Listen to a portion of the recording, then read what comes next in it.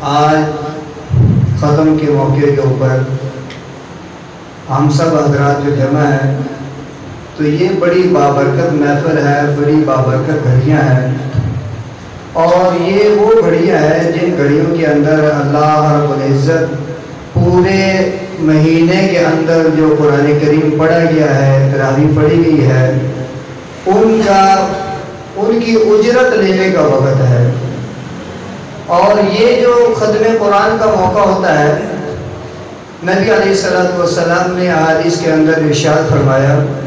ایک حدیث کے اندر آتا ہے نبی علیہ السلام نے فرمایا کہ جب قرآن کریم کا ختم ہوتا ہے تو اللہ رب العزت بندے کو اختیار دیتا ہے کہ میں تیری ایک دعا قبول کروں گا، میں تیری ایک دعا قبول کروں گا۔ پھر آگے نبی علیہ السلام نے فرمایا بندے کی مرضی ہے، چاہے تو جلدی کرے دنیا کے اندر وہ دعا مانگ لے، چاہے تو اس دعا کو آخرت کے لیے ذخیرہ بنا کے رکھ دے اور آخرت میں وہ دعا میرے سے مانگ لے۔ اور اسی طرح جو ہے نبی علیہ السلام نے ارشاد فرمایا کہ جب یہ قرآن کریم کی ختم کا موقع آتا ہے تو اللہ تبارک و تعالی اس ختم کے موقع کے اوپر ایک دعا کو قبول کرتے ہیں، ایک دعا کی قبولیت کا وعدہ اللہ فرماتے ہیں، اور دوسرا اللہ رب العزت فرماتے ہیں کہ میں اس انسان کے لیے جنت کے اندر ایک درخت لگا دوں گا۔ اور وہ درخت کیسا ہوگا، کتنا لمبائی چوڑائی، کتنا اس کا طول و عرض ہوگا؟ نبی علیہ السلام نے فرمایا کہ لو ان غرابا طار من اصلها لم ينتهي الى فرعها حتى يدركه الحر۔ نبی صلی اللہ علیہ وسلم نے فرمایا وہ اتنا بڑا درخت ہوگا، اتنا بڑا درخت ہوگا کہ ایک کوا نہ کوے کا بچہ ہو، جب سے وہ اڑنا شروع کرے اس وقت سے، جب سے وہ اڑنے کے قابل ہو جائے، اڑنا شروع کر دے تو وہ اڑتا رہے گا اس کے سائے کے اندر، اسی اڑان کے اندر وہ جوان ہوگا، بوڑھا ہوگا، حتی یدرکہ الحرم، یہاں تک کہ اڑتے اڑتے اس کی موت آ جائے گی، وہ اسی اڑان میں مر جائے گا، لیکن وہ درخت اتنا بڑا ہوگا کہ ابھی اس درخت کا سایہ نہیں ختم ہو رہا ہوگا۔ اتنا بڑا درخت اللہ رب العزت جو ہے اس کے لیے جنت کے اندر لگا دیتے ہیں۔ اور یہی قرآن کریم ہے کہ نبی علیہ السلام نے جہاں پر قرآن کریم کے بہت سارے فضائل بیان کیے، وہاں پر نبی علیہ السلام نے قرآن پڑھنے والے کے لیے خوشخبری اور نہ پڑھنے والے کے لیے وعید بھی بیان فرمائی۔ القرآن شافع مشفع وماہل مصدق من جعلہ امامہ قادہ الی الجنہ ومن جعلہ خلف ظہرہ ساقہ الی النار۔ اللہ نبی علیہ السلام نے فرمایا القرآن شافع مشفع، قرآن اپنے پڑھنے والے کے لیے سفارش کرے گا اللہ کی بارگاہ میں۔ اور اس کی سفارش ہوگی کیسی؟ نبی صلی اللہ علیہ وسلم نے فرمایا شافع مشفع، فرمایا کہ اس کی سفارش قبول کی جائے گی، اس کی سفارش رد نہیں کی جائے گی۔ وماہل مصدق من جعلہ امامہ قادہ الی الجنہ۔ اور آگے نبی علیہ السلام نے فرمایا کہ پھر اللہ رب العزت وہاں پہ یہ دیکھیں گے کہ قرآن کے اوپر، قرآن کو پڑھنے والا، قرآن کے اوپر عمل کرنے والا کون سا تھا؟ تو قرآن کریم کو یہ اختیار دیا جائے گا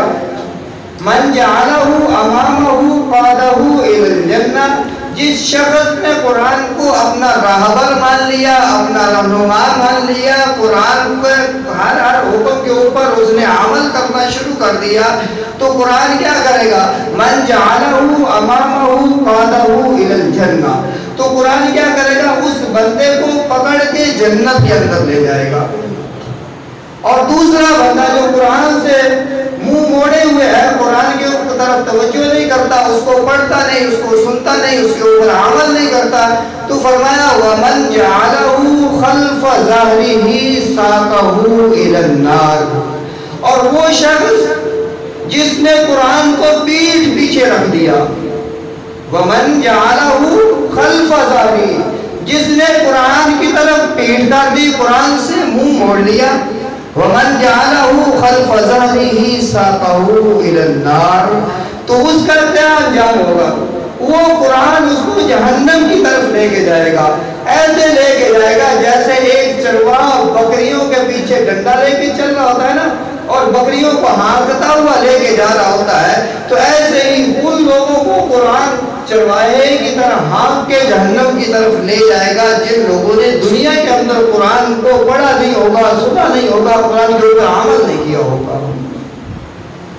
اور اسی طرح ایک حدیث کے اندر آتا ہے،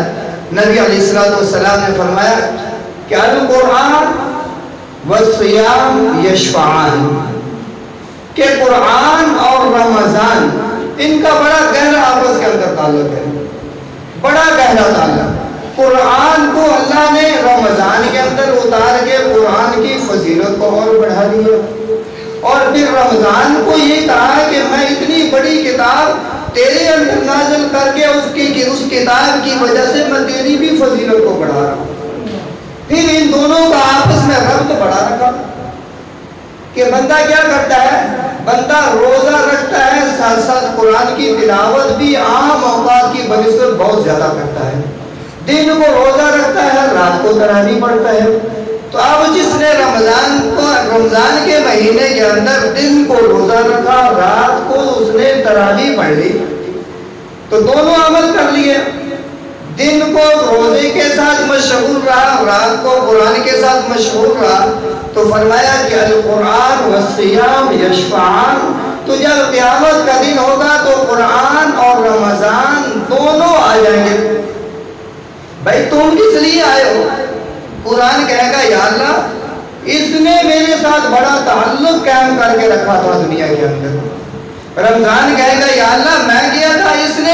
میرا بڑا ادب و آداب کے ساتھ جو ہے مجھے گزارا تھا، میرا بڑا احترام کیا تھا۔ تو قرآن یہ کہے گا کہ یا اللہ میں بھی سفارش کرتا ہوں کہ اس بندے کو جہنم میں نہ بھیج، اور رمضان بھی کہے گا یا اللہ اس بندے کو جہنم کے اندر نہ بھیج۔ تو اللہ کے نبی صلی اللہ علیہ وسلم فرماتے ہیں کہ اللہ رب العزت وہاں پہ قرآن کی اور رمضان کی سفارش کو رد نہیں کرے گا، بلکہ اس کی سفارش کو قبول کرے گا اور اس بندے کے لیے جنت کا اعلان کر دے گا۔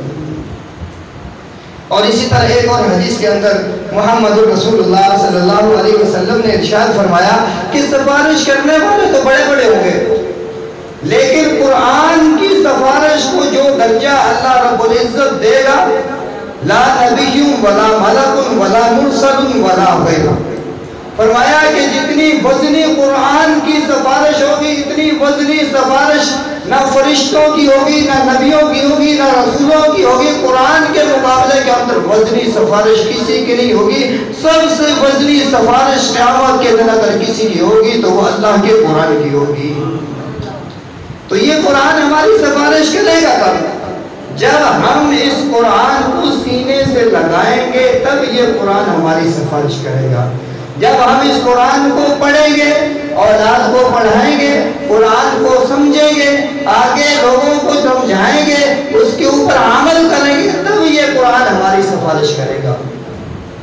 اگر ہم نے زندگی کے اندر کبھی قرآن دیکھا نہیں اور پھر ہم یہ سوچ کے بیٹھ جائیں کہ قیامت کے دن قرآن ہماری سفارش کرے گا، تو شاید یہ شیطان کا دھوکہ ہے اور کچھ بھی نہیں ہے۔ تو اللہ رب العزت ہمیں قرآن کے ساتھ جو ہے پکی دوستی لگانے کی، قرآن کو پڑھنے کی، سمجھنے کی، عمل کرنے کی توفیق عطا فرمائے۔